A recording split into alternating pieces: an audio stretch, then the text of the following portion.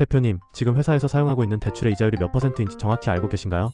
놀랍게도 많은 중소기업 대표님들이 대출은 있는데 금리가 몇 퍼센트인지 잘 모르겠다, 이렇게 이야기하십니다. 하지만 대출은 단순히 빌린 돈이 아니라 회사의 비용 구조와 직결됩니다. 금리가 조금만 높아도 회사에서 빠져나가는 돈이 계속 늘어나고 결국 현금 흐름이 흔들리기 시작합니다.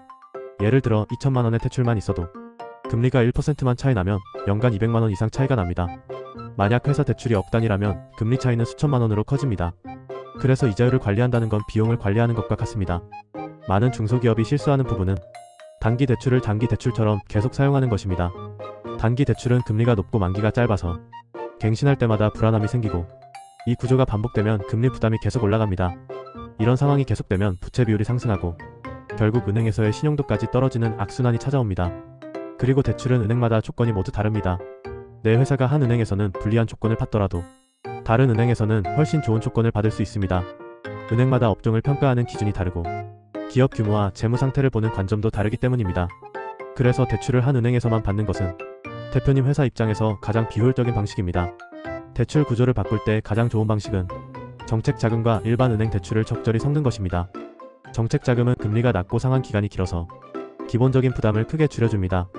여기에 은행 대출을 조합하면 현금 흐름이 안정되고 비용 구조가 부드럽게 바뀝니다. 실제로 많은 기업이 대출 종류만 바꾸었는데도 연간 이자 비용이 300만 원에서 1000만 원 이상 줄었습니다. 이자는 눈에 잘 보이지 않지만 장기간 누적되면 회사 이익을 잠식하는 가장 큰 비용입니다. 대출 구조가 안정되면 회사의 이익이 자연스럽게 늘어납니다. 이익이 늘어나면 자본이 늘어나고 자본이 늘면 부채 비율이 안정됩니다. 부채 비율이 안정되면 은행 신용 등급이 올라가고 등급이 올라가면 다시 대출 조건이 좋아지는 구조가 만들어집니다. 그래서 대출 구조를 바꾸는 것은 단순히 금리를 낮추는 문제가 아니라 회사 재무를 건강하게 만들고 기업 체력을 다시 설계하는 핵심 전략입니다. 대표님이 대출을 점검할 때 가장 중요한 것은 지금 어떤 금리로 대출을 사용하고 있는지, 고금리 대출이 숨어 있는지, 단기 대출 비중이 지나치게 높은지, 장기로 전환할 수 있는 부분이 있는지, 정책 자금과 혼합할 여지가 있는지, 이런 부분들을 확인하는 것입니다. 이자 비용은 관리하면 줄어들고 모르면 계속 새어나가는 비용입니다.